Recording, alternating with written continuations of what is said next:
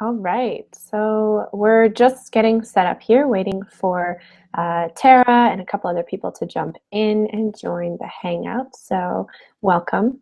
And yeah, just for starters, I will introduce myself and then I'll recap when other people have joined. So my name's Ginger Kern and I'm the founder of the Traveler's Mindset, which you can find out a lot about if you go to travelersmindset.com.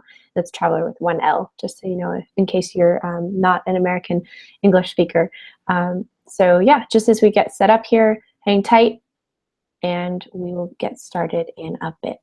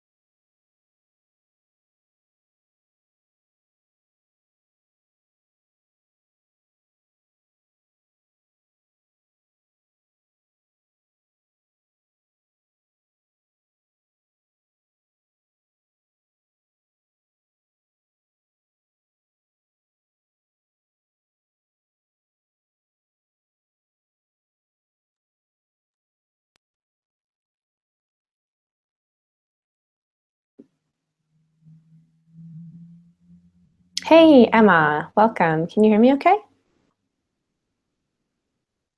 Yes, I can. Awesome. All right. Thanks for joining. I'm actually just waiting for Tara to hop on here. So we'll just get started in a second. Okay? Okay. Awesome.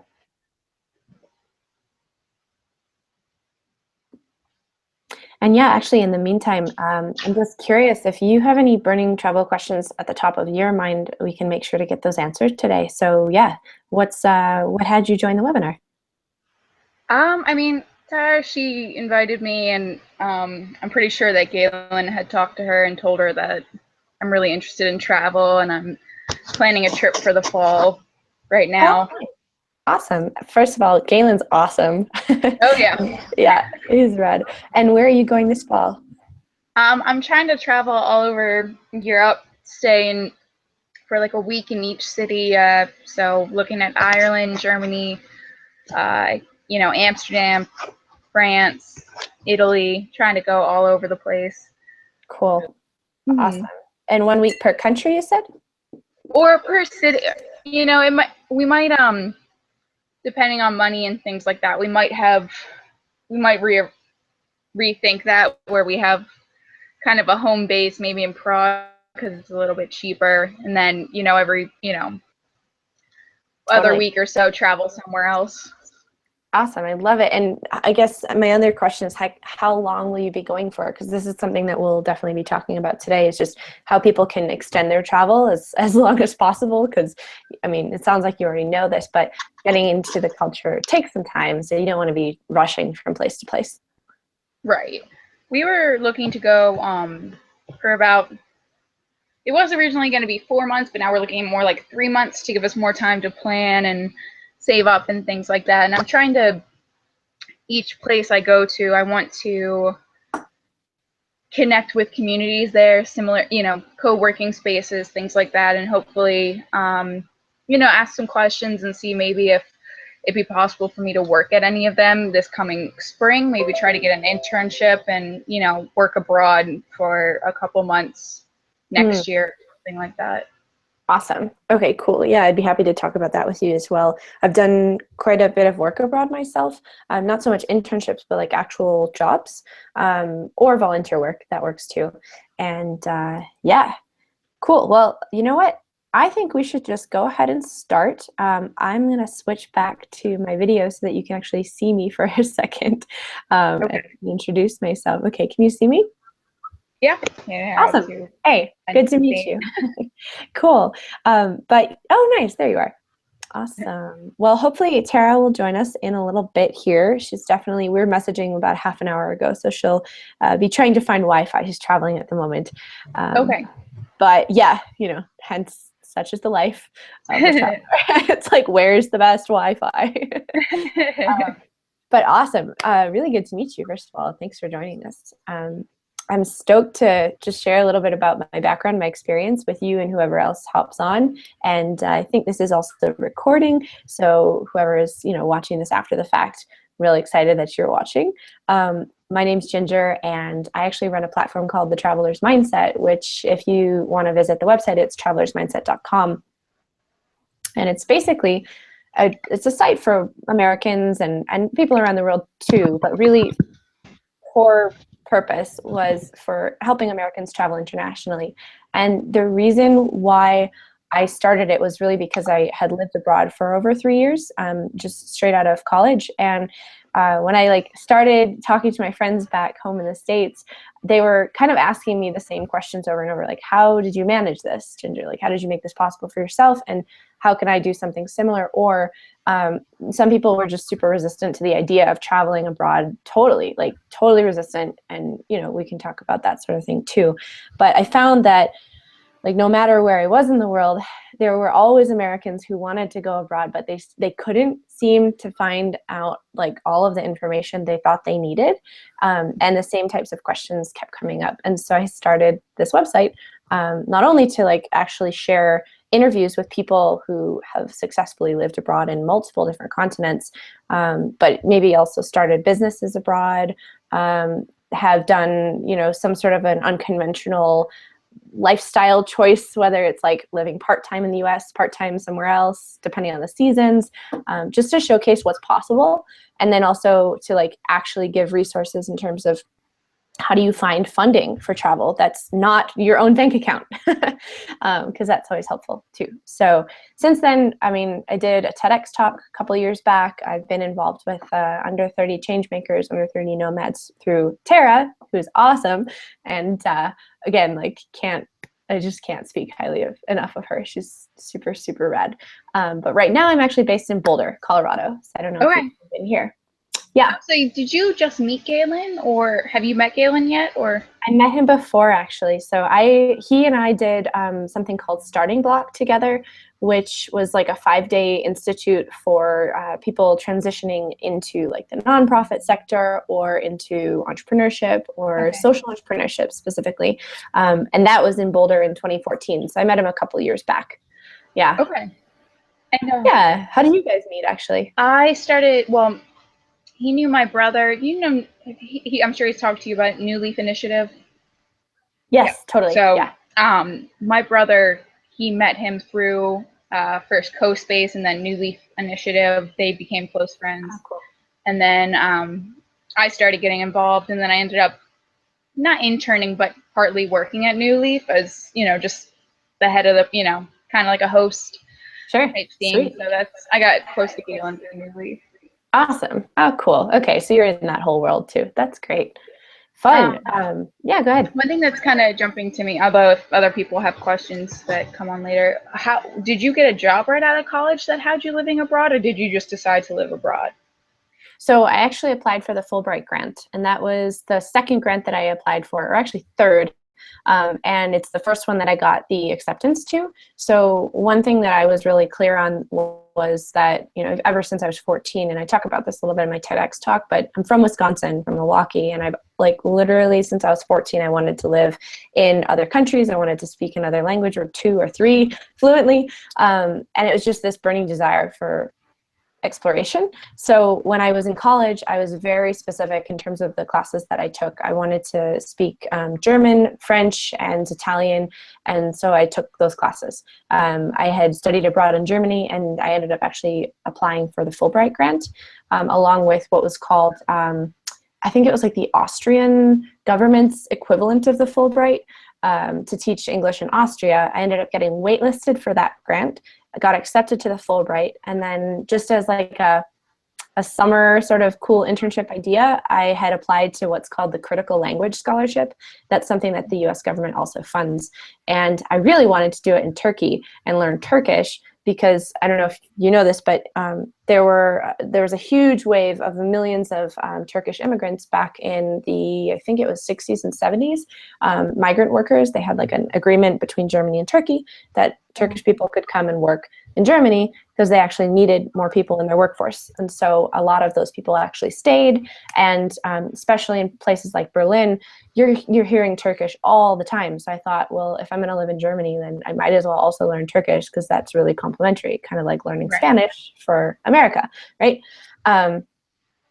So yeah, that didn't work out, and neither did the Austrian scholarship, but the German Fulbright did work out. So I went abroad and lived there like literally 3 months after I graduated for the full calendar school year. And then I started looking for other ways to stay abroad because by then I was like just super excited about what the life was that I'd created, and I didn't want to leave Right. because it was too soon, you know. And so I looked for a couple of opportunities that were just like bridge jobs, and I ended up working as an au pair for 2 months, Okay. part-time. And that was super easy work. I mean, seriously, you're talking like 20 hours a week, like hanging out with like one small, cute little German British girl. So, you know, like there are ways to like get your housing, your food paid for. I had my health insurance paid for by them as well. And then my transportation, they like bought me like a pass, right, to like go on the metro, things like that. And I was just responsible for my personal expenses and anything else that I wanted. So that really helped because then I could use the other time in my week when I wasn't taking care of their child to actually look for a quote unquote real job. Because at the time I was focused on like getting, you know, the residency permit. And to do that, I needed to have gainful employment and a reason to be there. Right. Right. So, and I'm assuming you're an American citizen? Yes. Yes. Yeah. So same would go for you. Like, I don't know, did you say he's your boyfriend or your husband? My boyfriend. He's your boyfriend. Okay. So I don't know if you guys are looking to like extend your stay. You'll probably figure that out later on. But if you're just going for 3 months, you won't have any issues because obviously you can stay up till 90 days on a tourist visa in Western Europe, no problem. So for me, I was looking at, okay, how do I make money? How do I stay longer? And I did need to actually have like a proof, something to actually show that I was supposed to be there. So I ended up working for, or getting a job at the American Chamber of Commerce in Frankfurt. And I was working there for 2 years. So I had my Fulbright year, a little bit of like 2-month gap, and then I actually traveled for a couple months in Southeast Asia before I started my 2-year communications publications job for the Chamber of Commerce. So that's like the trajectory of how I did it. Okay. Yeah. Okay. So for us to go just to, and we're going from, you know, we're not going to be staying in any one country very long. We need to get a visa to be there. No, No. you don't. That's Oh, exactly right. Yeah, you are clear. So that's one of the most common questions, actually. So for Americans who like are not felons, not like criminals or whatever, it's so easy. You can just go to well, to Europe, to the Schengen zone, and then to the European Union in general, without a visa. You just there's not even visa on arrival. Like you just go, they stamp your passport, and then like you're cleared to be there for 90 days, as long as it's not for business purposes. So you guys traveling around, you've got 90 days. You can use those days however you want to. It doesn't really matter.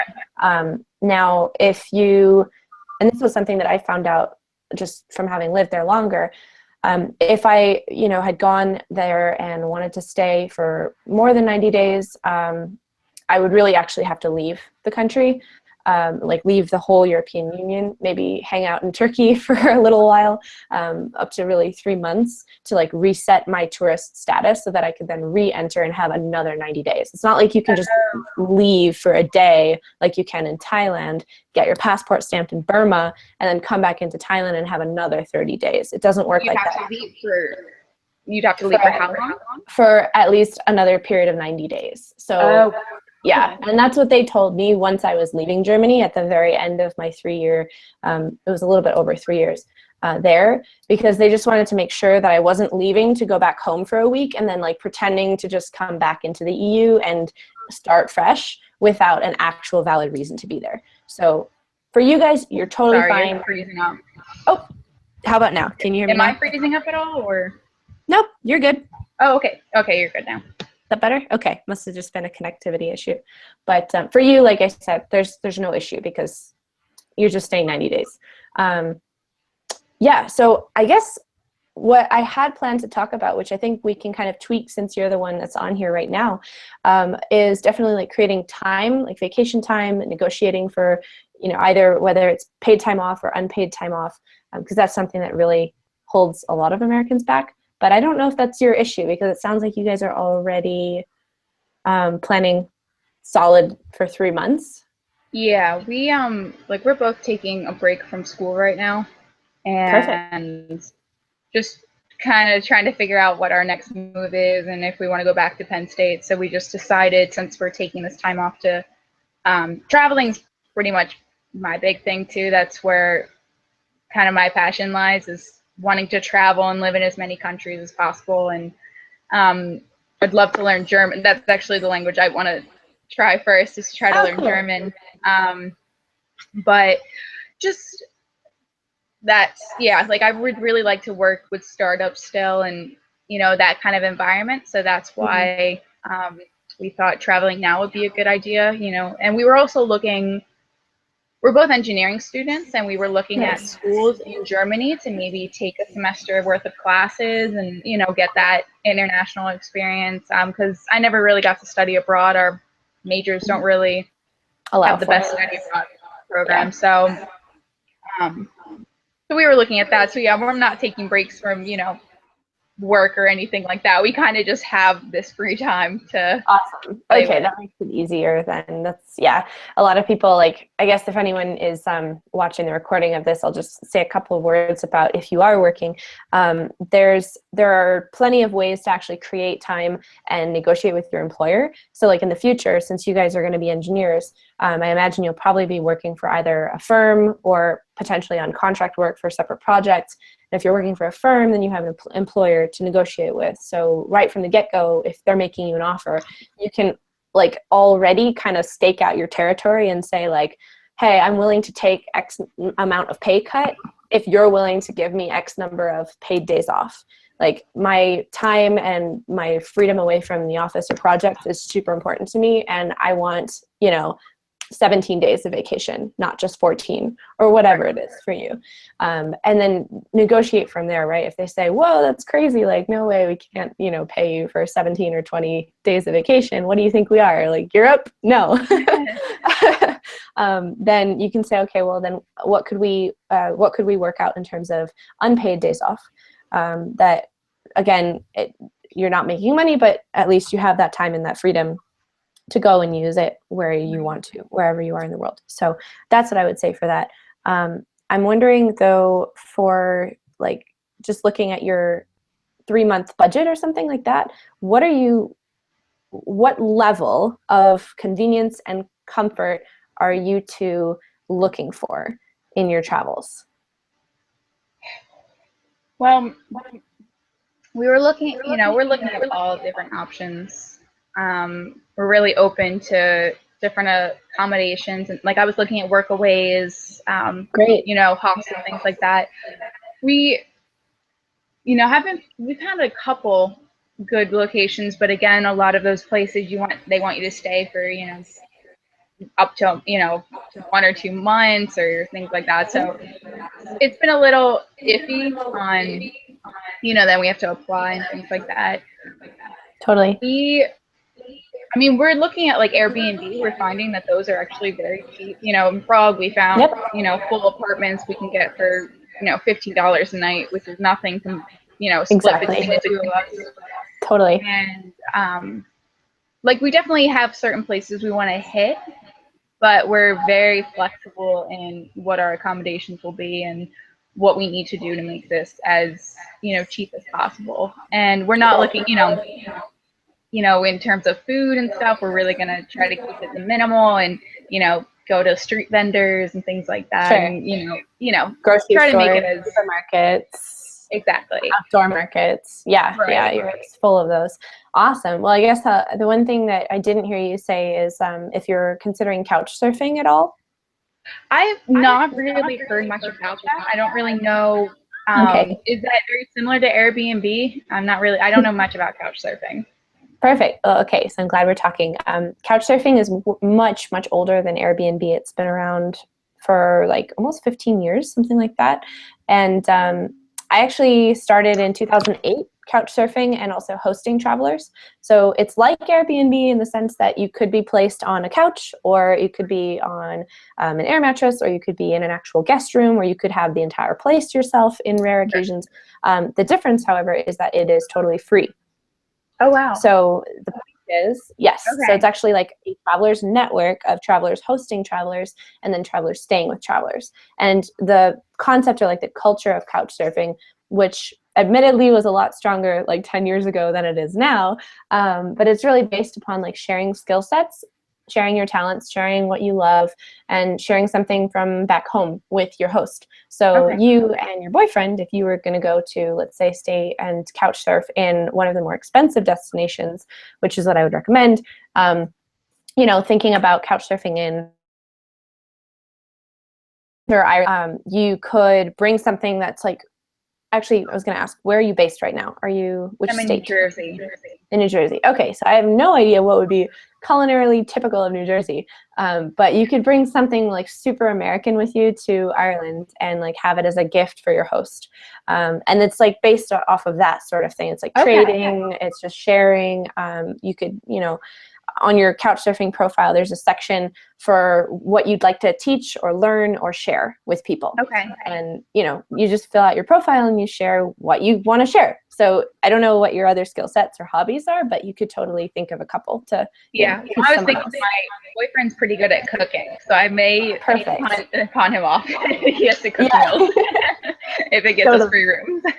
Yeah, absolutely. And that's something that I always did with my hosts, is like, how can I go out and like explore a supermarket, learn what the local cheeses and meats and breads and whatnot are, and put together a meal that like either would be super American. So I might cook pancakes and waffles and bacon and eggs or something like that for breakfast one day. Or what can I do like with that person that actually like they're the ones showing me around their supermarket or their local market, and I'm learning from them, and then we cook together.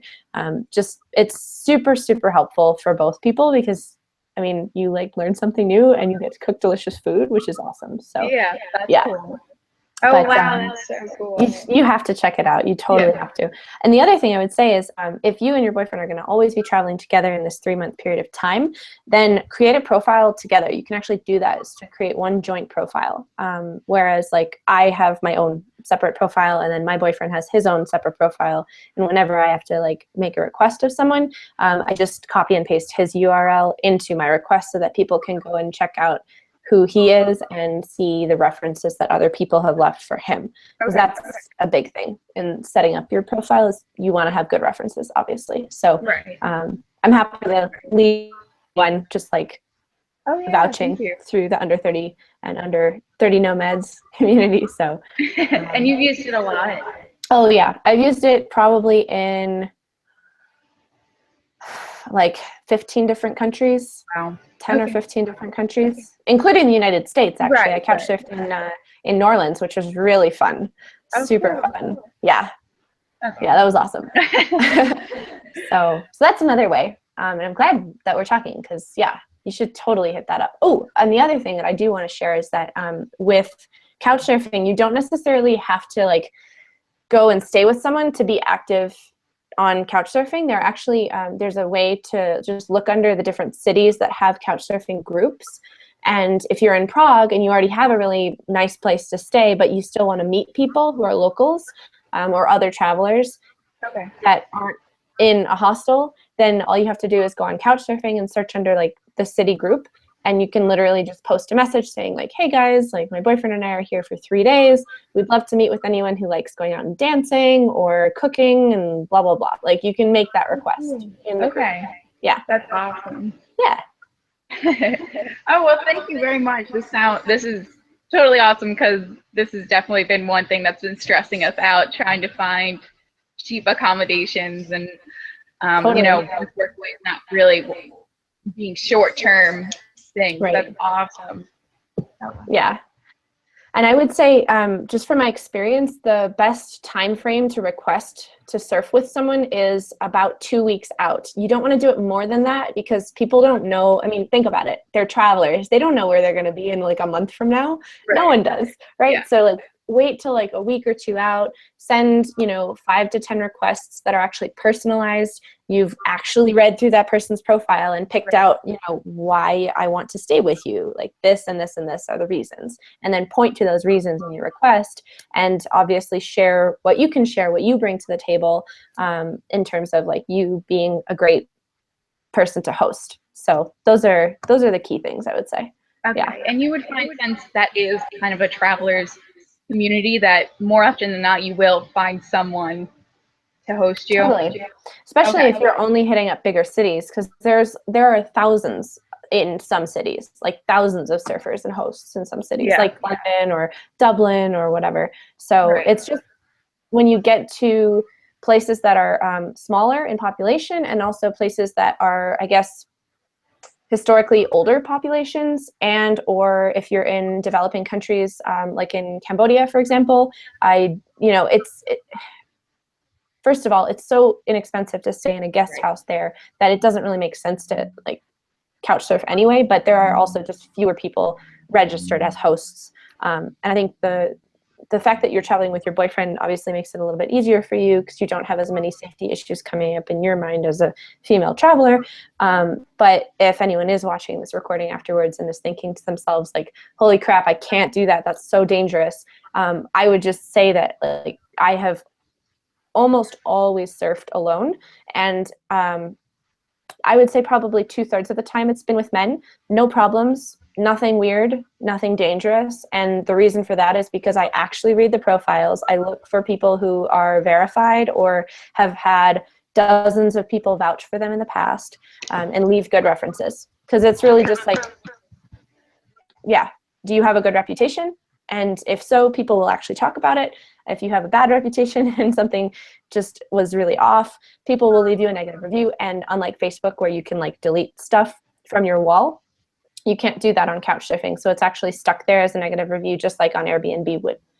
So Right. yeah. Oh, cool. Yeah. Okay. So I hope that helps. But yeah, I guess yeah, go ahead. Or I was just gonna say, like, that was a huge point, tip. And can you think of any other major things that you've found from your travels that really cut costs? And what are your, I guess, biggest recommendations, or biggest tips for cutting costs, and what do you find is most helpful when you're trying to save money? Sure. It's a really common question. The couch surfing thing is like my top one, because think about it. You're either spending a ton of money on your flight or you're spending a ton of money on your accommodations. Food is like a little bit easier to get around because, again, you can always just go and shop in a supermarket, which I find really fun because then you get to see crazy different brands that you would never find back home. And like you can I don't know, you just go for kind of an exploration. It's kind of like being in a museum, I guess. Like I almost get that feeling of like, here, look at this, like that's so cool, or like learning new things. Right. But it's just a grocery store. But yeah, I would say as far as flights and stuff, have you guys booked your flights already? No, see, we just have been like all over the place with like planning and things like that. I have a number of things like we're looking for, cheap, we have like cheap flight alerts and things like that. We're very flexible with where we fly in and out of, but we haven't booked them quite yet. Okay, so perfect. This is great that we're talking. I would say to find the best and cheapest flights for your route, definitely use Google's ITA Matrix software, which I'm just putting that link in the comments in the group chat. It's matrix.itasoftware.com, and that is by far, and if you need me to repeat that, just let me know. Oh, no. Yeah. Okay, great. So that's like by far the most comprehensive, most easily searchable platform that I've ever used. Now, if you're somewhat flexible and you're thinking, okay, I kind of want to do, just like whatever super cheap flight is available to anywhere on the continent of Europe, what you can check out is a site called secretflying.com. And there are actual country and city-specific deals that pop up on a day-to-day basis. Sometimes they're error fares, which are literally just a mistake by the airline, and it's crazy cheap for a really short period of time until the airline notices they've made a mistake. Right. So then you want to hop on it and buy it like real quick. So there's that site that you can check out. And then the other site that I would say is theflightdeal.com. So let me type that in for you as well. So I use secretflying.com more so. I mean, especially for people who are on the coast. So like in New Jersey, that's perfect because there's a ton of deals that go directly from New York, a ton of deals from Boston, trying to think, yeah, also plenty from Washington, D.C. And then, of course, if you're on the other coast, if you're in LA or something like that, or San Francisco, there's a ton of deals that are going to Australia, Southeast Asia, Eastern Asia. So plenty of opportunity to find really inexpensive flights if you haven't booked yours already, which it sounds like you haven't. So yeah. And then as far as transportation, like nowadays it's kind of cool because you can use Uber in a lot of places, which can be less expensive than cabs. It kind of depends on where you go, so you might want to use the fare estimator before you decide to like just call an Uber. But generally speaking, if you're in Western Europe, you're going to just use public transport, and it's super comprehensive. It goes everywhere, and it's relatively inexpensive. So you can buy a day pass, for example, in Frankfurt for, I think it's like €8 for the entire day, and that's unlimited. It's on any type of transportation, whether it's S-Bahn, U-Bahn, bus, whatever, and you can just go. So that's what I would recommend, is just getting a day pass if you know you're going to be like jetting around one city. It'll save your feet too, because walking is nice, but like, yeah, you don't want to do the whole city by foot in one day if you can help it. So yeah, definitely. Yeah. But yeah, and I guess like if you're really looking to cut costs, one of the big things that I would just suggest as like kind of an experiment for people is to see how far they can get without having any alcohol on their trips, because that is going to be like one of the most expensive things and also the least necessary. So like aside from if you're in France and you're on a vineyard, which it would be really stupid to avoid drinking wine there. You don't have to go crazy and blow a ton of cash on alcoholic beverages, because like quite frankly it's like sugary, it's marked up, it's like super expensive in Europe, especially compared to the US. There's a ton more taxes. Yeah, dude, oh my gosh. Like an average cocktail like in Frankfurt, if it's a good cocktail, it'll be €15, which is like $17. So So if you want to go to like Prague and like drink a ton of beer, great, because it's super cheap and they drink more beer than water annually. It's just, that's how their culture is. It's also cheaper than water. Sometimes in Germany, same thing, beer is cheaper than sparkling water. But yeah, in general, like if you really are trying to stay on a budget, just skip alcohol. It makes it so much easier. Yeah. Do you have any other questions that are like at the top of your mind regarding that whole conversation?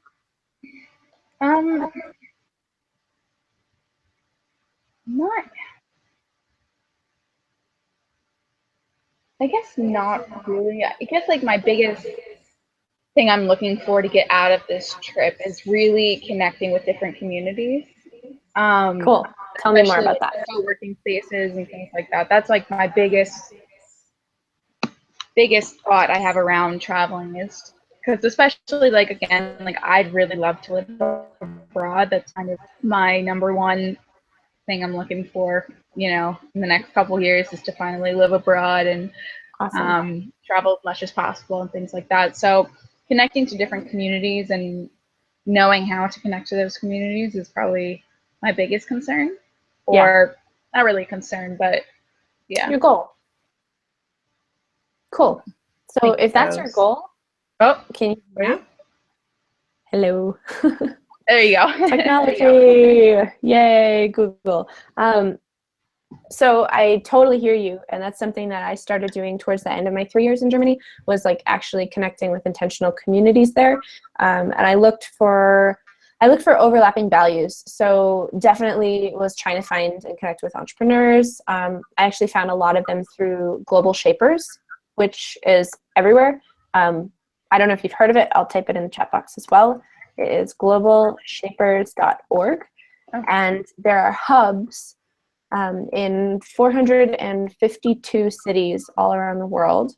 They're not co-working spaces. They're actually like groups of people between the ages of 20 and 30 who are working to better the world in a very tangible way. This is not like some sort of like idealistic, let's talk about lovely dreams and then never make anything happen. This is like, okay, we're actually creating projects on a year-to-year basis that address a specific need to that hub community. So for instance, when I was in Frankfurt, the tail end of my stay there, I met up with the curator of, or the now former curator of Global Shapers Frankfurt. And because I was leaving, he told me to get in contact with Global Shapers Boulder, because that's where I was moving. I was like, thanks, that's a great tip.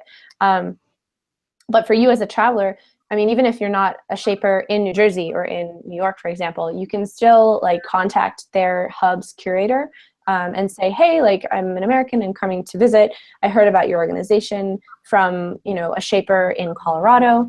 I definitely want to meet up with locals while I'm here. Are there any of your shapers who would be willing to like meet up for coffee or take a walk around the city or whatever? And most likely, because they're super open-minded, they're already really internationally minded people, they're going to be like, sweet, yes, I would love to meet up with you. And it's just, yeah, they're great people to be connected to, especially if you're looking for entrepreneurs. Yeah. Okay. Now, have you Cool. found, again, you lived in these places, so you had a little bit more time, but do you know of similar hubs where, I don't know, I'm always looking for, you know, like those type of communities that are having workshops or, you know, just to sit in on, like to really connect with a lot of people at once. Have you found that you've been able to, I don't really know how to question this, but do you Just find that connecting there's with always a locals? lot going on with those communities in different places that you can get involved with, like even for a day or Yeah, things so like that? if you're talking about more shorter term stuff and it's spur of the moment, I would still definitely check out meetup.com, because they have that in multiple languages now. So if you go to meetup.com and you're searching in Munich, for example, or in Dublin, like there will be meetups. So again, I have to like reference when I was living in Frankfurt, I was still looking for people to really connect with on that more values-based level. And I found this one meetup group that was called, let's see, Shaping the Unconventional Path. And it was like an English, German, both languages were spoken at the meetups, and it was like a bi-weekly thing, and they accepted people just coming in randomly. Like, you didn't have to apply, you didn't have to pay or anything. It was just come by, like, bring your philosophies, like, let's chat, whether it was in English or in German. So that's something that I would suggest for any traveler who is in a city for just a couple days and wants to actually interact with some people that aren't other tourists in their hostel. Meetup.com is definitely where I would point you for sure. And that's more like circle based. It's not just on a, is that more like meetup circles and communities, you would say? They can overlap. So, for okay. example, the Shaping the Unconventional Path was run by a girl who became a global shaper. Okay. So it really depends on what you do. Now, I guess the other thing I would say is I'm a salsa dancer, so I have a hobby that luckily travels with me, like it's in my body. So all I have to do is like find a dance club and a dance floor and hopefully some people who are playing music. And then away we go, right? So if you have anything like that, if you're a climber, if you like cycling, if, you know, like your boyfriend likes cooking, you guys could do a cooking class. You could, I don't know, there's probably all sorts of meetups for people who are interested in specific historical things. Yeah. Does that make sense? Oh, yeah. And you said meetup.com stuff. You like that for that, for sure. Yeah. Okay, cool. And I mean, Couchsurfing has that too. Again, if you go under the city specific page, then you can actually search within city groups, and they're going to have like Lindy Hoppers of Miami or whatever. So you can be really specific, like Game of Thrones fans of Iceland or whatever. Yeah. Oh, cool. Yeah. Oh, wow. That's awesome. Yeah. So do you have any other top of mind questions? Because I'm wondering, like, I think we've covered a lot of what I wanted to talk about anyway. Yeah. Was there anything else on your mind?